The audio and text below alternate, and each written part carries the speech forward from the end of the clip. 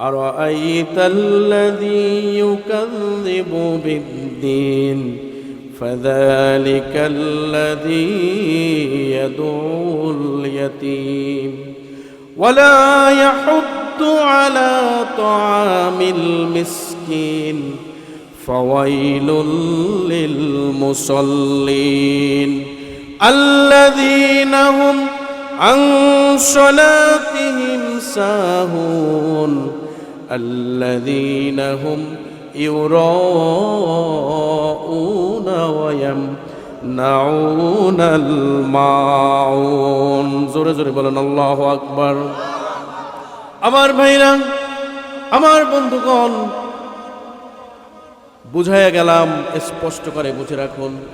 আল্লাহ তাআলা যে অশ্লীল সতর্কগুলো দিয়েছেন, তুমি নামাজ পড়ো, কিন্তু যদি একেবারে শেষ সময় গিয়ে নামাজটা পড়ো, আল্লাহ তাআলা বলেছেন ফাওয়াইলুল লিল মুসাল্লিন, যারা একেবারে শেষ সময় গিয়ে নামাজ পড়বা, অথবা একেবারেই নামাজ পড়ে না, অথবা ঠেকেন নামাজ পড়ে, অথবা তাড়াহুড়া করে নামাজ পড়ে, এই চার শ্রেণীর নামাজীদের জন্য আল্লাহ তাআলা বললেন ডাইরেক্ট জাহান্নাম। কথা বলেন কি জাহান্নাম? শুধু জাহান্নাম নয়, আল্লাহ বললেন অয়েল নামক স্থান, ফাওয়াইলুন। এখানে অয়েল দ্বারা আল্লাহ তাআলা বুঝিয়েছেন আল্লাহর নবী, বিশ্ব নবী সাহাবাদেরকে নিয়ে একবার এরকম বসা।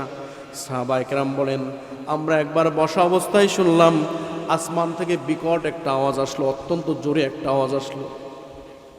আল্লাহর নবীকে বললাম, হুজুর এই যে বিকট একটা আওয়াজ আসলো, এই আওয়াজটা কিসের, একটু বুঝায় বলেন। আল্লাহর নবী বললেন, ও সাহাবায়ে কেরাম শোনো, এই যে বিকট একটা আওয়াজ আসলো, এই আওয়াজটা হচ্ছে আজ থেকে 70 বছর পূর্বে আল্লাহ তাআলা জাহান্নামের উপর থেকে একটা বড় পাথর নিক্ষেপ করেছেন। ওই পাথরটা জাহান্নামের একেবারে তলদেশে নিচে গিয়ে পৌঁছাতে পৌঁছাতে 1 নয় 2 নয় বাবাজি, কমপক্ষে 70 বছর সময় লেগে গেল। ওই বিকট পাথরের আওয়াজ, এত বড় শব্দ, জাহান্নামের একেবারে শেষ স্থান অয়েল নামক স্থান, যেখানে আগুনের রং হবে একেবারে কালো, অন্ধকার রাতের মতো কালো, ওইখানে স্থান হবে এই 4 শ্রেণীর মানুষের। নাউজুবিল্লাহ বলবেন না? আসতে বলবেন, আরো জোরে বলেন নাউজুবিল্লাহ। আমার মুসলমান ইমানদার ভাইরা, আজকে এখান থেকে আমরা একটা শিক্ষা নিয়ে নেব, আর কখনো আমরা একেবারে শেষ সময়ে গিয়ে নামাজ পড়বো না। ওজোর থাকবে পরে পড়ব, কিন্তু একেবারে শেষ সময়ে পড়বো না। কে কে রাজি আছেন হাত তোলেন। নারায়ে তাকবীর, নারায়ে তাকবীর। আমরা শেষ সময় নামাজ পড়ব। দ্বিতীয় নাম্বার, আমরা কি ঠেকের নামাজ পড়ব? 3 নম্বর কি বলেন তো? মনে করেন যারা একেবারে নামাজ পড়েই না। 4 নম্বর কি দেখি কার মনে আছে? 4টা কথা বলেছি যে কাদের জন্য ধ্বংস? যারা নামাজ তাড়াহুড়া করে পড়ে। আমরা কি তাড়াহুড়া করে পড়ি না? পড়ি না। আজ থেকে মাহফিল থেকে শিক্ষা নিতে হবে, আমরা আর কখনো তাড়াহুড়া করে নামাজ পড়ব না। পড়ব কি? আমরা আর কখনো তাড়াহুড়া করে নামাজ পড়ব না। বিসমিল্লাহির রহমানির রহিম। আরাআইতাল্লাযী ইউকাযযিবু বিদ্দীন ফাযালিকাল্লাযী ইয়াদউল ইয়াতীম ওয়ালা ইয়াহুদ্দু আলা তাআমিল মিসকিন ফাওয়াইলুল লিল মুসাল্লিন الذين هم عن صلاتهم ساهون الذين هم يراءون ويمنعون الماعون জোরে জোরে বলেন আল্লাহু আকবার। আমার বন্ধুগণ, আমার ভাইরা, আজকে আপনাদের সম্মুখে ছোট্ট একটি সূরা, এই সূরা মাউন নিয়ে আপনাদের সম্মুখে আলোচনা করব ইনশাআল্লাহ। সূরা মাউন থেকে আলোচনা করে শোনাবো। আল্লাহ রাব্বুল আলামিন এই সূরা মাউন কেন অবতীর্ণ করলেন, কিসের জন্য অবতীর্ণ করলেন, মাউন দ্বারা কি বুঝিয়েছেন, এই সম্পর্কে আলোচনা করব ইনশাআল্লাহ। যারা আমার সাথে বলেছেন, আমার সাথে যারা তেলাওয়াত করেছেন সূরা মাউন সম্পর্কে অনেকেই জানেন না, অনেকেই হয়তো বুঝেন না। আল্লাহ রাব্বুল আলামিন তার বন্ধু বিশ্ব নবী মুহাম্মদুর রাসূলুল্লাহ সাল্লাল্লাহু আলাইহি ওয়াসাল্লাম তার উপরে এই সূরাটি নাজিল করেছেন বিশেষ একটি কারণে।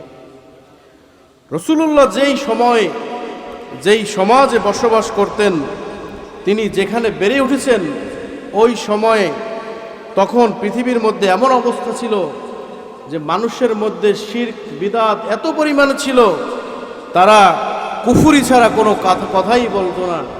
এমনকি ইয়েতিম মিসকিনের হক নষ্ট করত। তারা নব্য মুসলমান হয়েছে, তারাও অনেক সময় নামাজ থেকে দূরে থাকতো। এই সব বিষয়ের গুরুত্ব বোঝানোর জন্য আল্লাহ রাব্বুল আলামিন সূরা মাউনকে অবতীর্ণ করেছেন। সুবহানাল্লাহ। আজকে যারা সূরা মাউন সম্পর্কে আমরা আগে জানতাম না, আজকে আমরা এই সূরা মাউন সম্পর্কে আলোচনা করব ইনশাআল্লাহ। এই সূরা মাউনের মধ্যে 7টি আয়াত রয়েছে। সকলে বলেন কয়টি আয়াত? এটি একটি মাক্কি সূরা। কি সূরা? মাক্কি সূরা। বিশ্বনবী যখন মক্কায় ছিলেন, মদিনায় হিজরত করেন নাই, তখন আল্লাহ রাব্বুল আলামিন এই সূরাটি অবতীর্ণ করেন। আয়াতের সংখ্যা কত? 7। আমার বন্ধুগণ, এই সূরার প্রথম আয়াতে আল্লাহ বলেন, আমার সাথে জবান মিলে বলুন, আরাআইতাল্লাযী ইউকাযযিবু বিদ্দীন ফাযালিকাল্লাযী ইয়াদুল ইয়াতীম ওয়ালা ইয়াহুদ্দু আলা তুআমিল মিসকিন। জোরে জোরে বলেন আল্লাহু আকবার। আল্লাহ রাব্বুল আলামিন জানিয়ে দেন, বন্ধু ও নবী মুহাম্মদ, আপনি আপনার উম্মতদেরকে জানিয়ে দেন, বিশ্ববাসীকে বলে দেন, শোনো, আরাআইতাল্লাযী ইউকাযযিবু বিদ্দীন, তুমি কি তাকে দেখেছো যে হিসাব প্রতিদানকে অস্বীকার করে? আরাআইতাল্লাযী, তুমি কি তাকে দেখেছো ইউকাযযিবু বিদ্দীন, যে হিসাব প্রতিদানকে, কিয়ামত দিবসকে অস্বীকার করে? আমাদের মধ্যে এরকম মানুষ আছে না নাই? মুসলমানদের মধ্যেও আছে। কিসের কিয়ামত হবে, কবে কিয়ামত হবে, তারা এখনো পর্যন্ত বিশ্বাস করে না। এরকম পাবলিক আছে না নাই? কথা বলেন, আসেনি? এজন্য আল্লাহ বললেন, আপনি জানিয়ে দেন তাদেরকে, আরাআইতাল্লাযী ইউকাযযিবু বিদ্দীন, যারা কিয়ামত দিবসকে অস্বীকার করে, ফাযালিকাল্লাযী ইয়াদুল ইয়াতীম। এরপরে 2 নম্বরে বলেছেন, আবার আরেকটা শ্রেণী আছে, ওই শ্রেণীর লোক যারা ইয়াতীম মিসকিনকে তাড়িয়ে দেয়, গলা ধাক্কা দেয়, আছে না নাই? ফাযালিকাল্লাযী ইয়াদুল ইয়াতীম, এই ইয়াদুনের তাফসীর একটু বলি, তারপরে আসবো। ইয়াদুনের 4টা অর্থ আছে। এর একটা অর্থ হচ্ছে গলা ধাক্কা দেওয়া। কি দেওয়া? আমাদের সমাজে যদি ইয়াতীম মিসকিন যারা আছে, দেখবেন যদি বাবা না থাকে, তাহলে দেখা যায় ওই শিশুটার প্রতি তার পারিবারিক দৃষ্টিকোণ থেকে যারা বেশি ভালোবাসতো, আজকে বাবা না থাকার কারণে তারাই আজকে তাকে ভালোবাসে না। বলেন ঠিক কিনা? আশেপাশের মানুষ তো দূরে থাকে, তার হক কিভাবে নষ্ট করা যায়, তার সম্পদ, তার জমি জমা কিভাবে ভোগ করা যায়, এই বিষয়ে তারা খুব চেষ্টা করে। ঠিক কিনা বলেন? এই জন্য আল্লাহ তাআলা 1400 বছর আগে সতর্ক করে বলেন, আমার নবী আপনি জানিয়ে দেন, আপনি বলেন, ফাযালিকাল্লাযী ইয়াদুল ইয়াতীম, যারা এতিমকে গলা ধাক্কা দেয়, যারা এতিমকে ভালোবাসে না, এতিম মিসকিনকে যারা তাড়িয়ে দেয়, এই লোকগুলো হচ্ছে একটা পাক্কা মুনাফিক। বলেন কি এগুলা? আল্লাহ তাআলা সূরা মাউনের মধ্যে মুনাফিকের চরিত্রগুলো বর্ণনা করেন। প্রথম চরিত্র বলেন, আরাআইতাল্লাযী ইউকাযযিবু বিদ্দীন। ও মুসলমানেরা শুনে রাখো, প্রথম মুনাফিক হচ্ছে যারা আখিরাত দিবসকে অস্বীকার করে, কিয়ামত দিবসকে অস্বীকার করে। এগুলো কি বলেন? সবাই বলেন, এগুলো কি? মুনাফিক। দ্বিতীয় নম্বর মুনাফিক কারা? যারা এতিমকে গলা ধাক্কা দেয়, মিসকিনকে গলা ধাক্কা দেয়, তাদের অর্থ আত্মসাৎ করে, তাদের টাকা পয়সা মেরে দেয়। এরকম পাবলিক আছে না? তাহলে জোরে বলতে হবে, এগুলো কি? জোরে বলেন, এগুলো কি? মুনাফিক। 3 নম্বরে আল্লাহ তাআলা বলেন, ওয়ালা ইয়াহুদ্দু আলা তুআমিল মিসকিন ফাওয়াইলুল লিল মুসাল্লিন। জোরে জোরে বলুন আল্লাহু আকবার। আল্লাহ তাআলা জানায় দেন, ও বন্ধু মুহাম্মদ, সমস্ত বিশ্ববাসীকে জানায় দেন 3 নম্বর মুনাফিক কারা। ওয়ালা ইয়াহুদ্দু আলা তাআমিল মিসকিন, আর যারা মিসকিনকে খাদ্য দানে উৎসাহিত দেয় না, খাদ্য দেয় না। মিসকিন কারা আগে বুঝতে হবে। মিসকিন কারা? মিসকিন মানে হচ্ছে অসহায়, হতদরিদ্র, প্রতিবন্ধী, যার হাত আছে পাও নেই, অথবা পা আছে হাত নেই, চক্ষু নেই, ব্রেন মস্তিষ্ক পাগল। এই শীতের দিনে দেখবেন রাস্তায় শুয়ে আছে, এরকম কিছু মানুষ আছে না নাই বলেন? আমি নির্বাচনের দিন দায়িত্ব যাওয়ার সময় দেখছি একটা লোক, সে ড্রেন থেকে খাবার বের করে আগের দিনের পচা বাসি পানি ভাত ফেলে দিয়েছে, সেই ভাত পলিথিন থেকে বের করে খাইতেছে। এরা হচ্ছে মিসকিন। টাকার অভাবে চিকিৎসা করাইতে পারে না, অসহায় মানুষ আমাদের সমাজে আছে না নাই?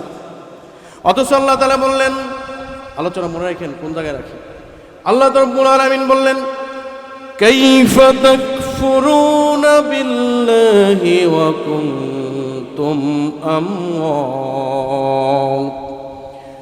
وكنتم أمواتا فأحياكم ثم يميتكم ثم يحييكم ثم إليه ترجعون। জোরে জোরে বলেন আল্লাহু আকবার।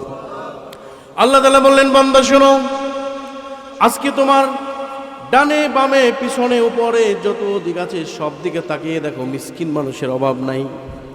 আমি তোমাকে কত সুন্দর আকৃতি দিয়ে, কত সুন্দর চেহারা দিয়ে তোমাকে দুনিয়ায় বানাইছি। তুমি তাকায় দেখো, তোমার 2টা সুন্দর চক্ষু দান করেছি, কিন্তু তোমার বাড়ির পাশে একজনকে চক্ষু দান করি নাই, অন্ধ বানাইছি। বলেন ঠিক কিনা? তোমার সুন্দর 2টা হাত দিয়েছি, আরেকজনকে 2টা হাত আমি দেই নাই। তোমার সুন্দর ব্রেন মস্তিষ্ক দিয়েছি, কিন্তু আরেকজনকে আমি মস্তিষ্ক ব্রেন দেই নাই। ছোট্ট একটা ঘটনা মনে পড়ছে, এই আয়াতের ব্যাখ্যা করার আগে বলি। বনি ইসরাইলের যুগে এক আবেদ ব্যক্তি ছিলেন। এই আবেদ ব্যক্তি আল্লাহ তাআলা তাকে ভালোবেসে মহব্বত করে তাকে এমন জায়গায় বসবাস করিয়েছেন, সাগরের মধ্যে ছোট্ট দ্বীপ থাকে না, ওই ছোট্ট দ্বীপের উপরে আরেক বর্ণনার মধ্যে আসছে পাহাড়ের পাদদেশে চারদিকে গহীন সাগর, কোনো মানুষের কখনো সেখানে যাওয়া সম্ভব নয়। সেইখানে আল্লাহ তাআলা তার বান্দাকে 500 বছর পর্যন্ত রিজিকের ব্যবস্থা করে সেখানে লালন পালন করিয়েছেন। এই ব্যক্তি সব সময় সিজদা দিয়ে থাকত, সারাদিন সিজদা দিয়ে থাকত, আল্লাহর ইবাদত করত। 500 বছর পরে আল্লাহ রাব্বুল আলামিন আবেদকে জিজ্ঞেস করলেন, ও আবেদ, তুমি তো 500 বছর আমার সিজদায় কাটিয়ে দিয়েছো, কোনো গুনাহ করো নাই, কোনো গুনাহ করো না। আজকে তোমাকে একটা প্রশ্ন করি, তুমি আজকে যদি মারা যাও, তাহলে তুমি জান্নাতে যেতে চাও নাকি জাহান্নামে যেতে চাও? বলে, আমি জান্নাতে যেতে চাই। বলে, তুমি যদি জান্নাতে যেতে চাও, তাহলে তুমি জান্নাতে কিভাবে যেতে চাও? তোমার আমল দিয়ে যেতে চাও নাকি আমি আল্লাহ রাব্বুল আলামিনের দয়া দিয়ে যেতে চাও? আবেদ ব্যক্তি বললেন, আমি 500 বছর ইবাদত করেছি, 500টা বছর আমি সিজদায় কাটিয়ে দিয়েছি, আমি কোনো গুনার কাজ করি নাই, কোনো মিথ্যা কথা বলি নাই, আমি কারোর সাথে ধোঁকাবাজি করি নাই, জুলুম করি নাই, আমি এমনকি দুনিয়ার কোনো খাবার পর্যন্ত খাই নাই। আল্লাহ তাআলা কি খাওয়াইছেন? ওই পাহাড়ের পাদদেশের উপরে একটা ডালিম গাছ আল্লাহ তাআলা বানিয়ে দিয়েছেন। প্রতিদিন সকালবেলা একটা ডালিম খাইতো, আবার সন্ধ্যা হইলে একটা ডালিম খাইতো, জান্নাতি ফল খাইতো। এইভাবে তাকে 500 বছর বাঁচায় রাখছেন। আবেদ ব্যক্তি বলেন, আমি আমার আমল দিয়া জান্নাতে যেতে চাই। আল্লাহ রাব্বুল আলামিন জানিয়ে দেন, আজরাইলকে বললেন, ও আজরাইল, আবেদের জান কবজ করে দাও। আবেদ ব্যক্তিকে দুনিয়ার থেকে বিদায় করে দাও। তাকে জান কবজ করা হয়েছে। জান কবজ করার পরে আবেদ ব্যক্তি দেখতেছেন তার জন্য জাহান্নামের অর্ডার হয়ে গেছে। নাউজুবিল্লাহ বলে। এইবার আবেদ ব্যক্তি বলে, আল্লাহ, আমি 500 বছর ইবাদত করলাম, আজকে আমার নাকি জাহান্নামের অর্ডার হয়ে গেছে, কি আমার অপরাধ? আল্লাহ রাব্বুল আলামিন জানিয়ে দিলেন, ফেরেশতাকে বললেন, ফেরেশতা, আবেদের 500 বছরের যত ইবাদত আছে সমস্ত ইবাদতকে এক পাল্লায় দাও, আর আমি আবেদকে যে 2টা চক্ষু দান করেছি এই একটা চক্ষুর যে মূল্য সেইটা এক পাল্লায় দাও। আল্লাহু আকবার বলেন। কি বলছি বুঝতে পারছেন? একটু পরে দেখা গেল আল্লাহ তাআলা যে চক্ষুটা দান করেছেন এই চক্ষুর মূল্য ওই 500 বছর ইবাদতের চাইতে আরো বেশি হয়ে গেছে।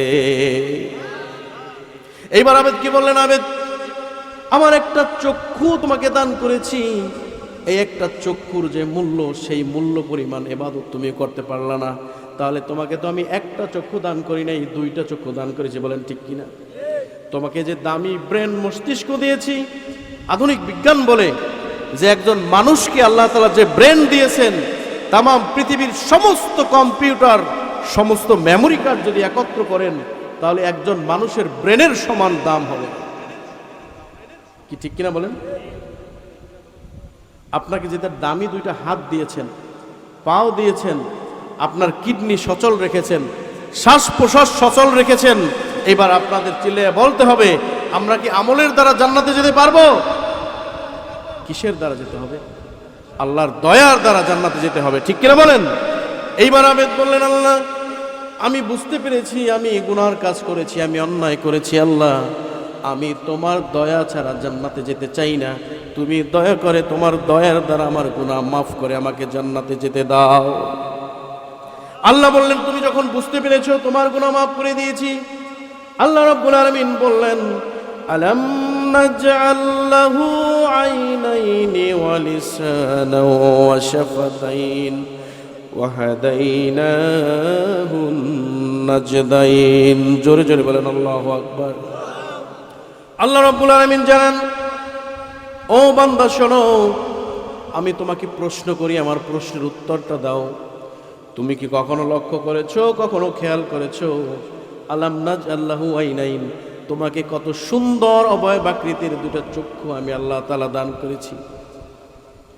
কত সুন্দর চক্ষু তোমাকে দান করেছি। যেই ব্যক্তি অন্ধ, যাকে আমি চক্ষু দান করি নাই, উনি বুঝতে পারবে চোখের মূল্য কত, বলেন ঠিক না বেঠিক? আবার আল্লাহ বললেন অলিসানা ওয়া শাফাতাইন, আবার তোমাকে কত সুন্দর জিহ্বা মুখ মণ্ডল মুখ আমি দান করেছি। যেই ব্যক্তি মুখ দিয়ে কথা বলতে পারে না, বোবা, ওই ব্যক্তি বুঝতে পারে একটা মুখ সচল মুখের মূল্য কত, ঠিক কিনা বলেন? ও হাদাইনাহুন নাজদাইন, আল্লাহ বললেন তোমাকে যে 2টা সুন্দর আমি হাত দিয়েছি, পা দিয়েছি, যার নাই তাকে গিয়ে জিজ্ঞেস করো 2টা হাতের মূল্য কত। কথা বলেন ঠিক না বেঠিক? এজন্য আল্লাহ রাব্বুল আলামিন বললেন কাইফা তাকফুরুনা বিল্লাহি ওয়া কুনতুম আমওয়াত, বান্দা তুমি কেমন করে আমি আল্লাহর সাথে কুফরি করো?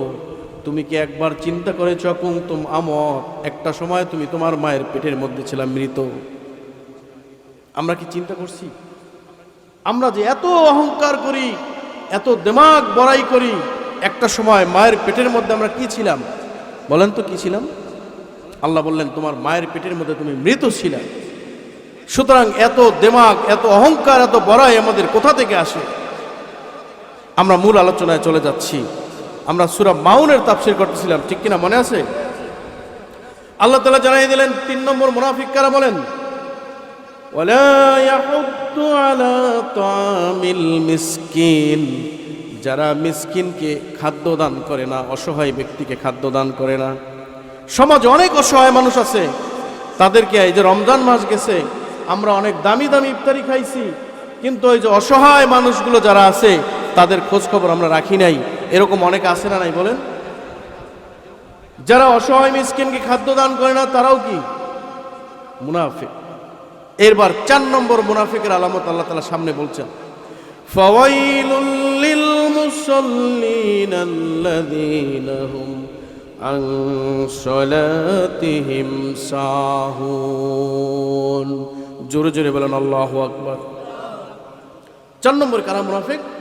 ফাওয়াইলুল লিল মুসাল্লিন, ওই সমস্ত মুসল্লিদের জন্য, ওই সমস্ত নামাজীদের জন্য আল্লাহ তাআলা বলেন ধ্বংস। নাউজুবিল্লাহ। নামাজ পড়ে তারপরে তাদের জন্য কি ধ্বংস? কে বললেন? আল্লাহ বলেন নামাজি, তারপরও কি তাদের জন্য কি ধ্বংস।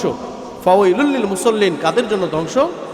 আল্লাযীনা হুম আন সালাতিহিম সাহুন আল্লাযীনা হুম ইউরাউনা ওয়া ইয়ামনাউনাল মাউন। আল্লাহ রাব্বুল আলামিন জানিয়ে দিলেন ফাওয়াইলুল লিল মুসাল্লিন, ওই সমস্ত নামাজীদের জন্য ধ্বংস। আল্লাযীনা হুম আন সালাতিহিম সাহুন, সাহুনের চারটা অর্থ এখানে রয়েছে। কয়টা অর্থ বলেন? চারটা অর্থ রয়েছে। মুফাসসিরগণ বর্ণনা করেন সাহুনের কয়টা অর্থ?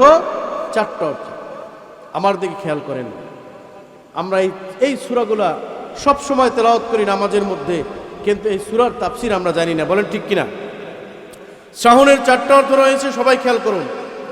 এক নম্বর অর্থ হচ্ছে সাহুন দ্বারা তাদেরকে বোঝায় যারা নামাজ পড়ে কিন্তু নামাজ সময় মতো পড়ে না। বলেন তো এই শ্রেণীর লোক আমাদের দেশে আছে না নাই? কথা বলেন, আছে? জোহরের নামাজ 1:30 বা 1টায়, আমরা অনেক সময় পড়ি 4টায়, 3:30টায়, আসেনি? মহিলাদের মধ্যে এই প্রবণতা বেশি না কম? কথা কন। রান্না বাড়া বিভিন্ন ধরনের অজুহাত তাদেরকে করতে করতে একটা সময় দেখা যায় তারা 4টার সময় গিয়ে জোহরের নামাজ পড়ে, আছে না? মাগরিবের নামাজ অনেকে গিয়ে শেষ সময় গিয়ে পড়ে, আছে না? এশার নামাজ পড়লেন শেষে, সমস্যা নেই। ফজর নামাজ অনেককে দেখি একেবারে শেষ সময়ে গিয়ে পড়ছে। কিন্তু আল্লাহ তাআলা বললেন ফাওয়াইলুল লিল মুসাল্লিন, ধ্বংস তাদের জন্য আল্লাযীনা হুম আন সালাতিহিম সাহুন, যারা নামাজ আদায় করে কিন্তু নামাজের ব্যাপারে উদাসীন, নামাজটা একেবারে শেষ সময় গিয়ে পড়ে। এগুলো মুনাফিক। চিল্লায়ে বলেন এগুলো কি? সবাই বলেন এগুলো কি? 2 নম্বরের সাহুনের অর্থ হচ্ছে যারা নামাজ একেবারেই পড়ে না।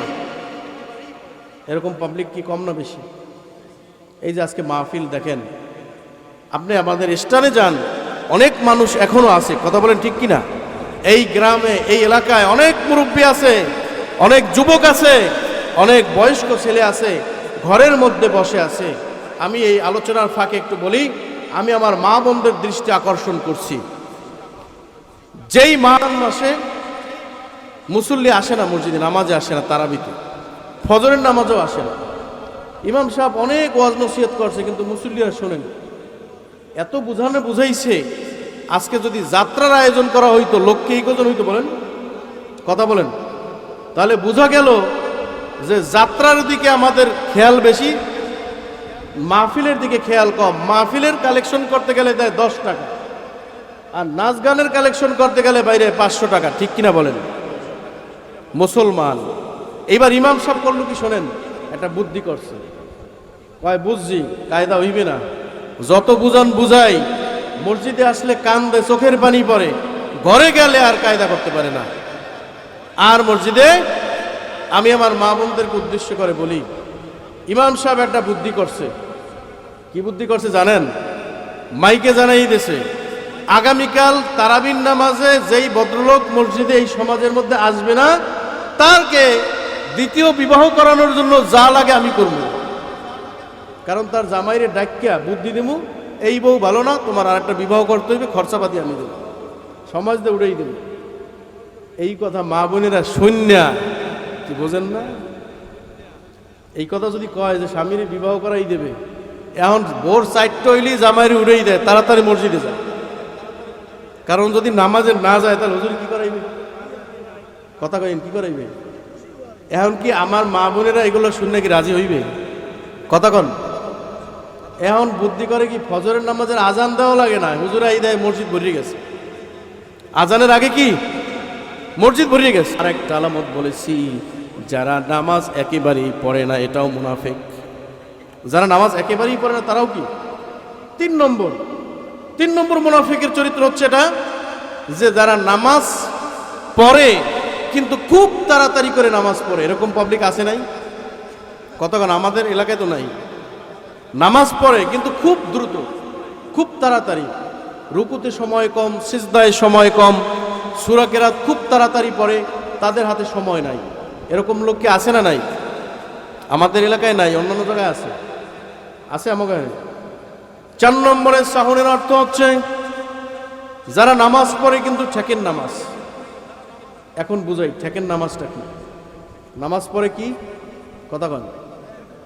আপনাদের ঘুমে ধরছে, ঘুম আসছে চোখে? শোনেন শোনেন, শুনে রাখেন ঠেকেন নামাজটা কি শোনেন। আমার বাড়িতে আজকে একজন মেহমান আসছে, মনে করেন নতুন আত্মীয় হয়েছে, বোনের বিবাহ হয়েছে, বোনের দেবর আসছে আমাদের বাড়িতে বেড়াইতে। এখন এই বেচারা পরে প্যান্ট শার্ট, আর একটু আড়াল হইলে দূরে যাইয়ে টান দেয়। আছে না এরকম পাবলিক? টানে না? টানের লোক আছে? আমার গাবুয়া গ্রামে কেউ খায় না, কিন্তু অন্য অন্য জায়গায় দেখছি খায়। আছে কথা কন? আবার এই লোকেরা নামাজও পড়ে, রোজাও রাখে, এরকম পাবলিক আছে না? টানে কিন্তু আবার নামাজও পড়ে, রোজাও রাখে। রমজানের মধ্যে দেখছি আরে হতভাগা বুড়া মানুষ, লম্বা দাঁড়িয়ে, আমার চাইতেও বড়, দেখি ওই পর্দার ফাঁকের মধ্যে বেশ দেদারসে টানতে আছে, দোয়ায় ঢোকা যায় না ভিতরে। আছে না? তা আমি এবার এক চাচার গেলাম, চাচা এইরকম যে টানেন রোজার মাসে? কয় বাবা গ্যাস ঠিক থাকতে পারি না। কি করেন পাবলিক? আছে না এরকম? কি আছে গ্যাস্ট্রিকের দোহাই দিয়ে রোজা ভাঙছে? বেমালা আছে। আবার যদি জিজ্ঞান আরেকজনের দর্শন, চাচা আপনি রোজা রাখেন না, এরকম টানতে আছেন, ব্যাপারটা কি? কয় বাবা শরীরে বল নাই, কিন্তু টানতে পারে, এতে কি আছে? আবার দেখবেন কি এই লোকগুলাই দেখবেন আবার ওলামায়ে কেরামদের বিপক্ষে বড় বড় কথা কয়, মাহফিলের চান্দা দিতে চাইবেন, মাহফিল লাগে কি? আছে না? আছে। হ্যাঁ, এইবার শোনেন ঠেকেন নামাজ কেমন। মেহমান আসছে আমার বাড়ি, এখন মেহমান তো আমার নতুন আত্মীয়, এখন আমার বাবা মুসল্লি, আমরা মুসল্লি, আমরা নামাজ পড়ি। যার বাড়ি মেহমান আসছে, ধরেন আমার চাচার বাড়ি আসছে, চাচাই তো আজি সাহেব নামাজ পড়ে, এখনকার ও পুত্রা বাবা মসজিদে লন নামাজ পড়তে। পুত্রা কি নামাজ পড়ে? কথা কান, এত নামাজ পড়ার অভ্যাসই নাই। এখনকার তাহলে ওই যান, ওই প্যান্টের একটু অসুবিধা আছে, আমার প্যান্টের একটু সমস্যা আছে। কি এরকম কিছু যুবক পোলাপান আছে না? দাওয়াত দিলে কয় কি? কথা কয় না। দাওয়াত দিলে কি কয়? প্যান্টটা একটু। আরে বেটা প্যান্টটা সমস্যা থাকবে কেন?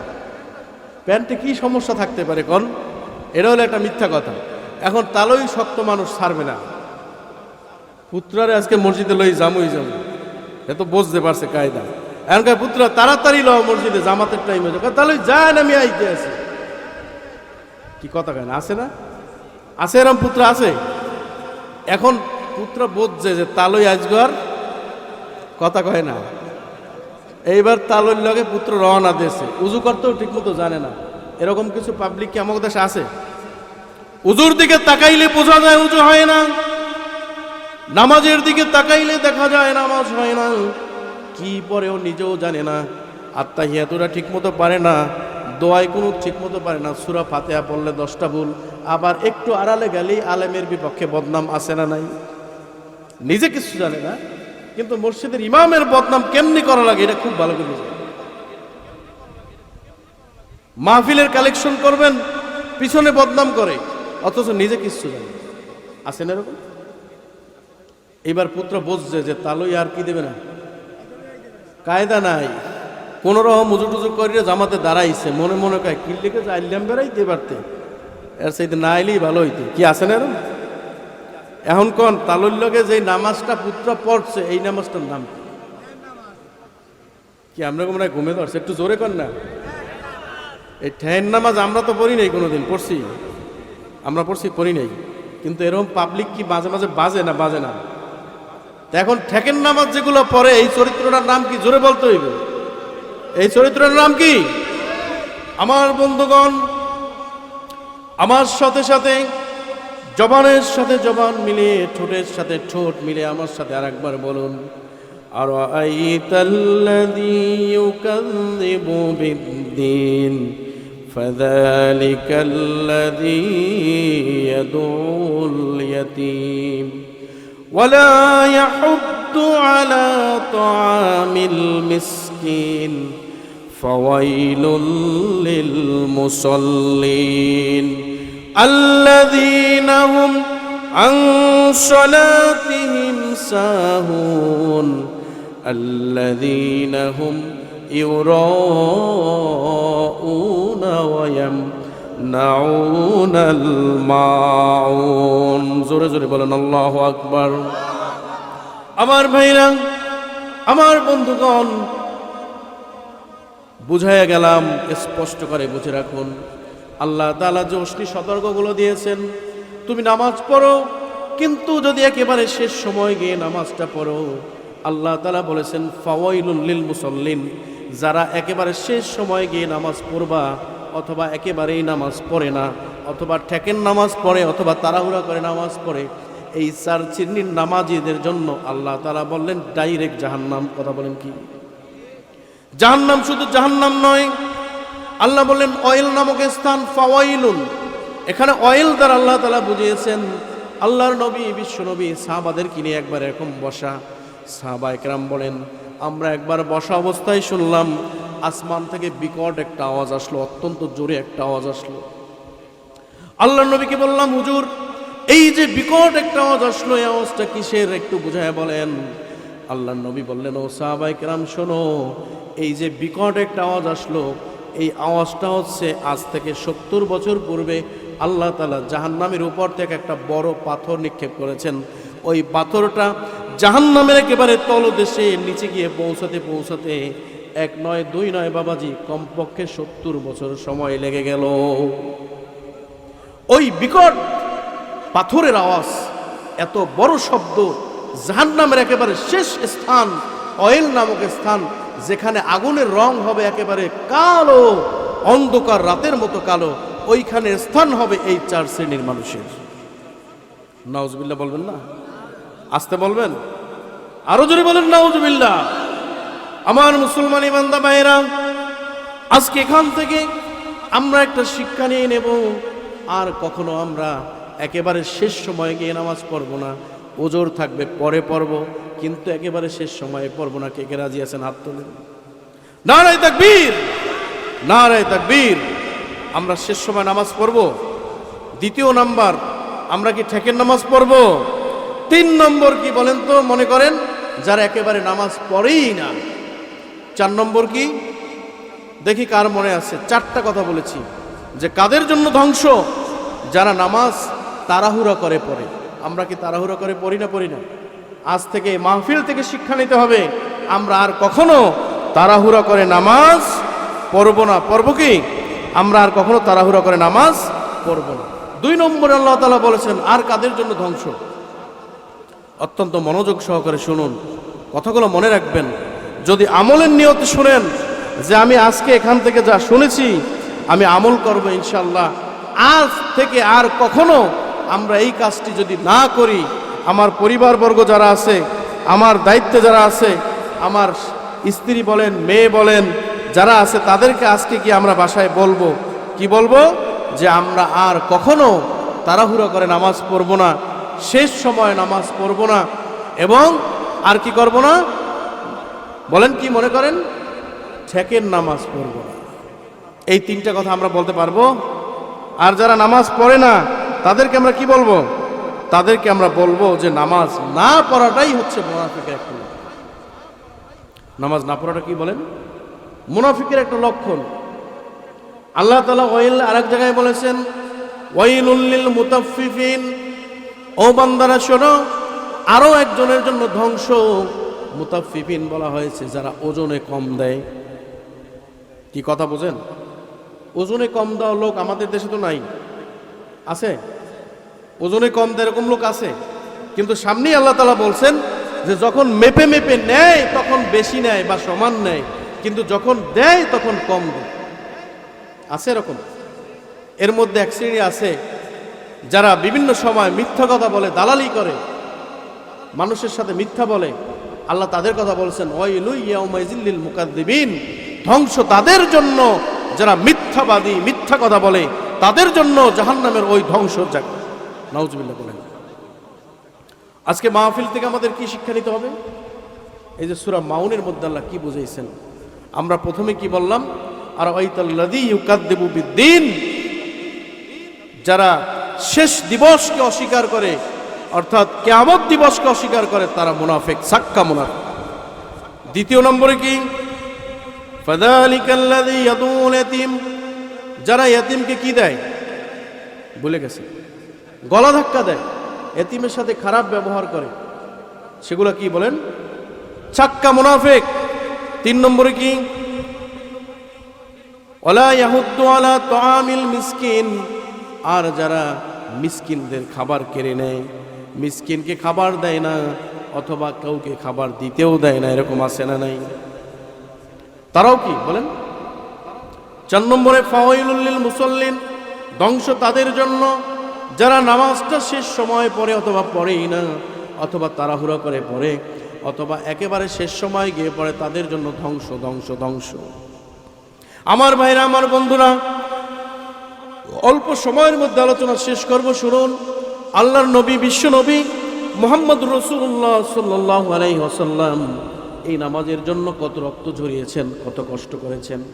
আজকে আমরা ফ্রি নামাজ পাইতেছি, আমরা ফ্রিলি যত ইবাদত করতেছি, এই ইবাদতগুলো করার জন্য সাহাবায়ে কেরামরা শহীদ হয়েছেন, কত রক্ত ঝরেছেন। উহুদের যুদ্ধে, বদরের যুদ্ধে, খন্দকের যুদ্ধে কত রক্ত ঝরিয়েছেন। আল্লাহর হাবিব বর্ণনা করেন, আমি যখন তায়েফের প্রান্তরে দাওয়াত দিতে গেলাম, তায়েফবাসীরা আমার দাওয়াতটা গ্রহণ করে নাই, তারা আমার রক্ত ঝরিয়েছে। তায়েফের শিশুদেরকে, যুবকদেরকে কাফের মুশরিকরা লেলিয়ে দিয়ে আল্লাহর নবীকে পাথর নিক্ষেপ করতে বলেছে। আল্লাহর নবী পাথরের আঘাতে শরীর থেকে রক্ত ঝরেছে। তায়েফ থেকে তিনি ফিরে এসেছেন একমাত্র এই দিনকে প্রতিষ্ঠা করার জন্য, এই নামাজকে প্রতিষ্ঠা করার জন্য। বলেন ঠিক না বেটি? শুধু তাই নয়, মক্কা থেকে মদিনায় হিজরত করলেন, 13 দিন সময় লেগেছে। কতদিন বলেন? 13 দিন। এই 13 দিন বসে মক্কা থেকে মদিনায় হিজরত করেছেন। হিজরতের পরে একেবারে শেষ সময় গিয়ে যখন মদিনায় পৌঁছালেন, পৌঁছানোর পরে অল্প কয়েকদিন পরে রমজান মাস আসলো। এই রমজানের 17ই রমজান খবর আসলো যে মক্কা থেকে কাফেররা আসতেছে, বদরের যুদ্ধের জন্য প্রস্তুতি নিয়ে নাও। 17ই রমজান বদরের প্রান্তরে মুসলমান বাহিনী এবং কাফেরদের মধ্যে যে যুদ্ধ সংঘটিত হয়, এইটাকে বলা হয় বদরের যুদ্ধ। বলেন কি যুদ্ধ? আল্লাহর নবী সাহাবায়ে কেরামদের দিকে তাকায় দেখলেন সংখ্যায় কম, অস্ত্রশস্ত্র নাই তেমন একটা, কিন্তু 1000 কাফেররা, তারা সমরাস্ত্র নিয়ে, ঢাল তলোয়ার নিয়ে, তারা বড় বড় এরকম ঘোড়া নিয়ে, উট নিয়ে তারা দৌড়ে আসতেছে। আল্লাহর নবীকে যদি পরাজিত করতে পারে, তাহলে পৃথিবীর মানচিত্র থেকে ইসলামকে মুছে দিতে পারবে। এইটার জন্য তারা রওনা হয়ে আসতেছে। 17ই রমজানের দিন, 16ই রমজানের দিন সাহাবায়ে কেরামদেরকে আল্লাহর নবী বললেন, ও সাহাবায়ে কেরাম শোনো, তোমাদের জন্য একটা খবর আছে। কি খবর? মক্কা থেকে কাফিররা রওনা দিয়েছে। আমার দূত এসে বলল, বদরের প্রান্তরে যুদ্ধ হবে, তোমরা প্রস্তুতি নাও। সাহাবায়ে কেরামরা রোজা রেখে ক্লান্ত হয়ে তারপরও আল্লাহর নবীর ডাকে সাড়া দিয়ে বললেন, যেহেতু আল্লাহর নবী বলেছেন, আমরা আমাদের জীবন দিয়ে হলেও যুদ্ধে অংশগ্রহণ করব। সাহাবায়ে কেরামরা প্রস্তুতি নিলেন। ঢাল তলোয়ার নাই, অস্ত্রশস্ত্র নাই, ঘোড়া নাই, কিচ্ছু নাই। যুদ্ধ করবে কি দিয়ে? ব্যাখ্যার মধ্যে আসছে, যুদ্ধের ঘটনার মধ্যে আসছে, সাহাবায়ে কেরামরা খেজুর গাছের শট নিয়ে ভেঙে ভেঙে তারপর যুদ্ধের জন্য রওনা দিয়েছে। 313 জন সাহাবা হলো না, 312 জন মাত্র সাহাবা হলো। পিছন থেকে ছোট্ট একটা ছেলে, 10 বছর বয়স, নাম আসছে হযরতে মুয়াজ রাদিয়াল্লাহু তাআলা। নাম কি? মুয়াজ বললেন, হুজুর, আপনার সাহাবা সংখ্যা, আপনার সৈন্য সংখ্যা এত কম, আপনি দয়া করে আমি মুয়াজকে আপনার সাথে নেন। বলে, ও মুয়াজ, তুমি যেতে পারবে না।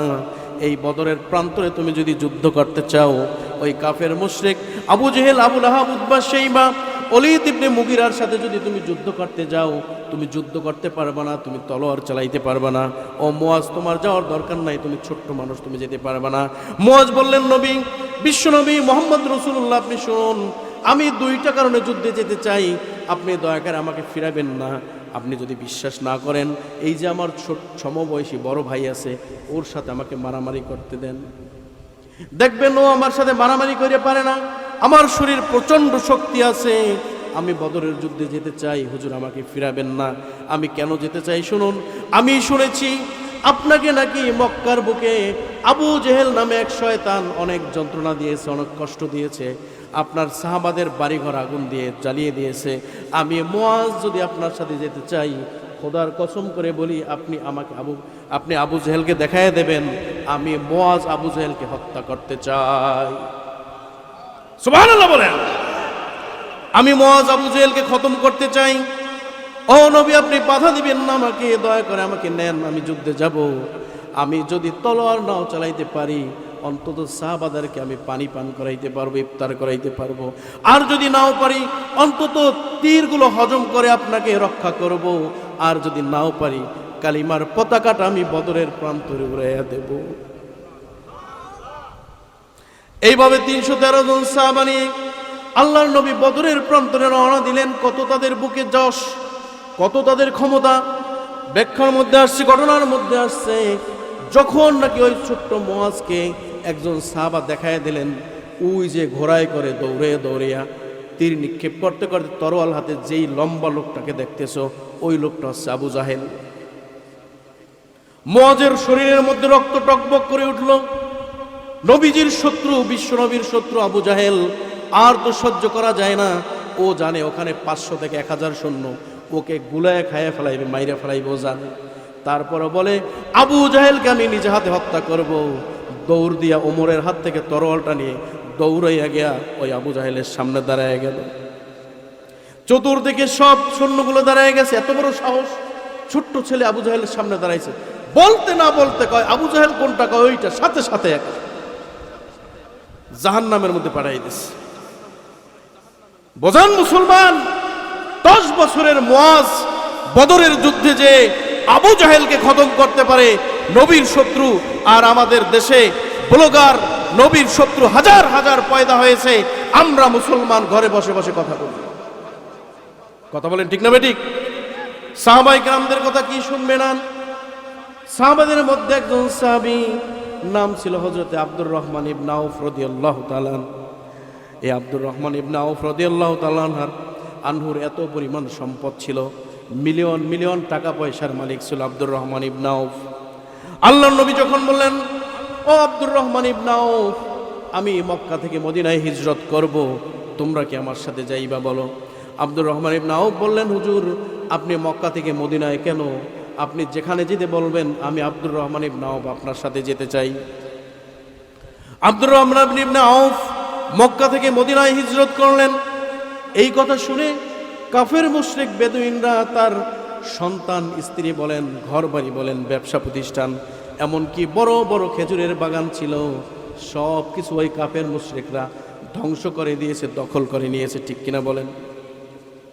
আব্দুর রহমান ইবনে আউফের আর কিছুই নাই। মদিনায় বসে আব্দুর রহমান ইবনে আউফ একবার মসজিদের মধ্যে বসে কি যেন ভাবতেছে, চুপ করে বসে আছে। আল্লাহর নবী বললেন, ও আব্দুর রহমান, আমি জানি তুমি অনেক বড় লোক ছিল, অনেক টাকা পয়সার মালিক, কিন্তু আমার সাথে আসার কারণে তোমার সব শেষ হয়ে গেছে। এমনকি তোমার বিবি, বাল বাচ্চা, স্ত্রী, পুত্র সবাই করা জিম্মি করেছে, তোমার আজকে কিছুই নাই। তুমি কি মন খারাপ করেছো? আব্দুর রহমান বললেন, হুজুর না, আপনার জন্য আমি জীবনটা কোরবানি করতে পারি। শুধু আমার সম্পদ কেন, আমার ব্যবসা প্রতিষ্ঠান কেন, আমার স্ত্রী পুত্র কেন, আমার জীবনটাই তো আপনার জন্য আমি বিলিয়ে দিতে পারি। সুবহানাল্লাহ বলেন। আল্লাহর হাবিব বললেন, একজন আনসার সাহাবাকে ডাকলেন, ও আনসার শোনো, আমার সাহাবী আব্দুর রহমান ইবনে আউফ অনেক বড় লোক ছিল, কিন্তু মক্কা থেকে মদিনায় হিজরতের জন্য এখন তার কিচ্ছু নাই।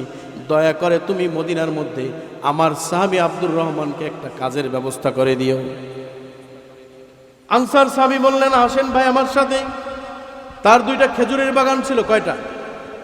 আনসার সাহাবী আব্দুর রহমান ইবনে আউফকে বললেন, ও ভাই আব্দুর রহমান, আপনি তাকায়া দেখেন, এই যে 2টা বড় বড় খেজুরের বাগান, আপনি মন চাইলে আজকে যেইটা পছন্দ করেন, আপনি আব্দুর রহমানকে এই 2টা খেজুরের বাগানের একটা দান করে দিলাম। সুবহানাল্লাহ বাড়ি যেই বললে, আমরা পারবো দিতে? কথা কয় না, আমরা কি দিতে পারবো? আমি এই খেজুরের বাগানটা তোমাকে দিয়ে দিলাম। আব্দুর রহমান বললেন, ভাই না, আমার খেজুরের বাগানের প্রয়োজন নাই, আপনি যে বলেছেন এটার জন্য আমি অনেক সন্তুষ্ট, আপনি যে কোনো একটা কাজের ব্যবস্থা করে দিলেই হবে। আনসার সাহাবী বাড়িতে নিয়ে গেলেন। আব্দুর রহমান ইবনে আউফকে বললেন, ও আব্দুর রহমান, আমার 2 জন স্ত্রী রয়েছে, তুমি যুবক মানুষ, যৌবন তোমার বয়স, কিন্তু তুমি তোমার জীবনটা কেমন করে পার করবা? আমি আমার 2 জন স্ত্রী থেকে একজনকে তালাক দিব, তুমি তাকে বিবাহ করবা। সুবহানাল্লাহ বাড়ি যেই গো, আমরা পারবো? কথা কয় না, আমরা কি পারবো? আব্দুর রহমান বললেন দরকার নাই, আপনি আমার জন্য এত কিছু করলেন, খেজুরের বাগান দিবেন, আবার নিজের স্ত্রীকে তালাক দিয়ে তারপর আমাকে বিবাহ করতে বলেন। এর নাম মুসলমান। এক মুসলমানের জন্য আর এক মুসলমান ঝাঁপায়া পড়বেন, নাম হচ্ছে মুসলমান। আজকে আমাদের দেশে যদি একজনকে বলে ভাই আমাকে একটা কোদাল দাও, আমাকে একটা খন্তা দাও, আমার একটু দরকার, এই মাউন শব্দের অর্থ হলো ব্যবহৃত জিনিস। সবাই বলেন মাউন অর্থ কি? ব্যবহৃত জিনিস। আমার একটা কোদাল আছে আপনার নাই, যাই বলে চাচা আমার একটা কোদালটা দিতে পারেন, কয় না দেওয়ান যাইবি না। এরকম পাবলিক আমাকে পটুয়াখালী নাই, কিন্তু অনেক জায়গা আছে। এই সাউন্ড দেন, আছে না নেই? এখন আপনাদের বলতে হবে এই চরিত্রটা হচ্ছে টাটকা মুনাফিক। কথা বলেন কি কথা কন? এগুলো কি যার আছে দেয় না, তাদের আবার একটা অভিযোগ আছে, এখন পক্ষে আসলেন, কয় নিলে নষ্ট করিয়ে ফেলায়, আছে না? কয় খন্তা নিয়ে ভাঙ্গে ফেলাইছে, আছে। আমার ভাইরা শুনুন, আর 5 মিনিট কথা বলবো, প্রশ্নের উত্তর পেয়ে যাবে। ইয়ারমুকের যুদ্ধের ঘটনা। সাহাবায়ে কেরাম যুদ্ধের তীর খাইতে খাইতে একজন সাহাবার বুকে 14-15টা তীরের আঘাত লেগেছে, মাথায় লেগেছে, হাতে লেগেছে, বুকে লেগেছে, পেটে লেগেছে, 13-14টা তীর লেগেছে, রক্ত পড়তেছে, লাফায় লাফায় মারা যাইতেছে। একজন সাহাবা এতগুলো তীর হজম করেছে, শেষ মুহূর্তে এরকম তীরের আঘাতে জর্জরিত হয়ে লাইন বাই লাইন সাহাবারা কাতরাইতেছে। একজন সাহাবা দূর থেকে ইশারা দিয়ে বলে, একজনের কাছে একটু পানি খাইতে চাইছে, ভাই আমাকে একটু পানি খাও। একজন সুস্থ সাহাবী ওই ব্যক্তির কাছে গেলেন, নেন আপনি পানি খান। ভালো করে শুনবেন। উনি বললেন যে না, ওই যে দেখা যায় আর একজন আমার ভাই, উনিও মৃত্যু যন্ত্রণায় ছটফট করতেছে, আপনি দয়া করে পানিটা তাড়ি নিয়ে দেন। আমরা পারলে একজনের ঠগাই খাই, আছে না নাই কোন? ওই ব্যক্তির কাছে যখন গেল, তিনি বললেন আমার কাছে না, ওই যে এক ব্যক্তি তীর খেয়ে পড়ে আছে, কাতরাইতেছে ব্যথার যন্ত্রণায়, তার কাছে পানিটা নিয়ে যান। ব্যাখ্যার মধ্যে আর সেভাবে 1-2 নয়, কে না জানে এই ঘটনা কমপক্ষে 14 জন থেকে 7 জনের কাছে ওই ব্যক্তি পানি নিয়ে গেছে, কেউ পান করে নাই। সর্বশেষ 14 জনের কাছে 14 নম্বর ব্যক্তির কাছে যখন গেছে, তিনি আবার ওই প্রথম জনকে দেখাই দিয়েছে। আপনারা কথা কি বোঝেন? এখনই মারা যাবে, নিশ্চিত মৃত্যু, মরার সময় একটু পানি খাইতে চাইছে, তার কাছে যখন পানি নিয়ে গেছে, তিনি বলছে ভাই উনিও তো মারা যাইতেছে তীরের আঘাতে, ওনাকে পানিটা নিয়ে দেন। মনে করছে উনি যদি পানি না খাই মারা যায়, এই জন্য সে নিজে না খাইয়ে তার কাছে পাঠাইছে, সে আবার আরেকজনের কাছে পাঠাইছে, সে আবার আরেকজনের কাছে পাঠাইছে। 14 জন থেকে ঘুরে ঘুরে যখন প্রথম জনের কাছে আসছে, আইসা দেখে আল্লাহর বান্দা সাহাবী দুনিয়ার জমিন থেকে বিদায় নিয়ে গেছে। সুবহানাল্লাহ। আরো আস্তে কইন, আরো জোরে বলেন। আমরা মুসলমান একজনের জন্য কি করি? দৌড়াইতে দৌড়াইতে দ্বিতীয় জনের কাছে গেলেন, গিয়ে দেখেন তিনিও শাহাদাত বরণ করেছেন। 3 নম্বর ব্যক্তির কাছে গেলেন, তিনিও শাহাদাত বরণ করেছেন। চতুর্থ ব্যক্তির কাছে গেলেন, তিনিও শাহাদাত বরণ করেছেন। একে একে সবাই শাহাদাত বরণ করেছেন, কেউ পানিটা পান করতে পারলেন না। ও মুসলমান, একটাবার চিন্তা করেছো তোমার সামান্য কোদালটা দিতে পারো না, খন্তাটা দিতে পারো না, নষ্ট করবে, এর চাইতে বেশি ক্ষতি কি তোমার হইতো কি বলেন? নিজের জীবনটা দিয়ে দিল, নিজের স্ত্রীকে দিয়ে দিতে চায়, নিজের খেজুরের বাগান দিয়ে দিল, আর তুমি একটা কোদালটা দিতে পারো না, খন্তাটা দিতে পারো না, নষ্ট করবে এই জন্য। আরে মুসলমান ভাই, তুমি যদি তোমার ভাইকে এই খন্তাটা দিতে পারো, কোদালটা দিতে পারো, ব্যবহৃত আসবাবপত্রটা তুমি যদি দিতে পারো, তাহলে তুমি আর মুনাফিক নয়, মুসলমান মুত্তাকিন। সুবহানাল্লাহ বলেন। আমার বন্ধুগণ, আমার ভাইরা, সূরা মাউনের তাফসীর থেকে আমরা কি বুঝলাম? আমাদের আলোচনা শুনতে হবে আমলের নিয়তে, ঠিক কিনা বলেন? আগে বলেন সূরা মাউনের অর্থ কি? মাউন অর্থ ব্যবহৃত জিনিসপত্র। কি ব্যবহৃত? আজকে আমাদের শিক্ষা নিতে হবে, আমাদের ব্যবহৃত জিনিসপত্র যদি একজন চায়, আমরা দিব নাকি ফিরিয়ে দিব? সবাই কথা বললেন, সবাই বলেন দিবেন তো, নাকি নষ্ট করবে এই জন্য দিবেন না? দিবেন। আর দ্বিতীয় নম্বরে কি? আরাইতাল্লাযী ইউকাযযিবু বিদ্দীন ফাযালিকাল্লাযী ইয়াতুল ইয়াতীম। আমরা কি এতিমকে গলা ধাক্কা দিব? মিসকিনের খাবার কেড়ে নেব আর নামাজ শেষ সময় পড়ব, ঠিক না? তাড়াহুড়ো করে পড়ব। কোন সময় পড়ব নামাজ? ওজোর থাকলে একটু দেরিতে পড়তে পারবেন, কিন্তু একেবারে ওই জোহর আর আসর একসাথে, এরকম পাবলিকও আছে ধান কাটার সময় বেশি দেখা যায়, আছে না নাই? জুমার নামাজের সময় দেখা যায় হুজুরে খুতবা দেওয়া শেষ, ওই সময় দেখছি অনেকে গোসল করতে চায়, এরকম আছে না? আমি সবাইকে উদ্দেশ্য করে বলি, আমাদের মাহফিল শুনতে হবে আমলের নিয়তে। সবাই বলেন কিসের নিয়তে? আমরা আজকে এই তাফসীর থেকে কি শুনলাম?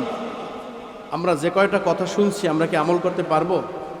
ইনশাল্লাহ বলি, আমরা কি আমল করতে পারবো কিনা বলেন? আমরা আমল করতে পারবো। অনেক কথা বলার ছিল, সব কথা বলা যায় না। আমি গুরুত্বপূর্ণ পয়েন্ট এজন্য ধরছি, যেহেতু আমার এলাকার মানুষ সবাই আমরা এই সমস্যাগুলোয় পড়ি কি পড়ি না? সবাই বলেন তো, পড়ি কি? বিশেষ করে একটা জিনিস যদি কেউ কারো কাছে চায়, আমরা দিতে চাই না, আমরা মোড়ামুড়ি করি। আজ থেকে এই অভ্যাস আমাদের ফিরাতে হবে, ঠিক কিনা বলেন?